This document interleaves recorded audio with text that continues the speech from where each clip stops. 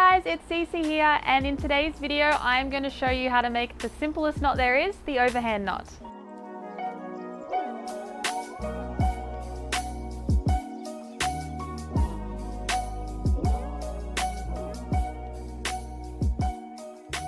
Now this is a knot that many people will already know, however not many people actually know the name of it, and a lot of macrame patterns will ask you to use the overhand knot.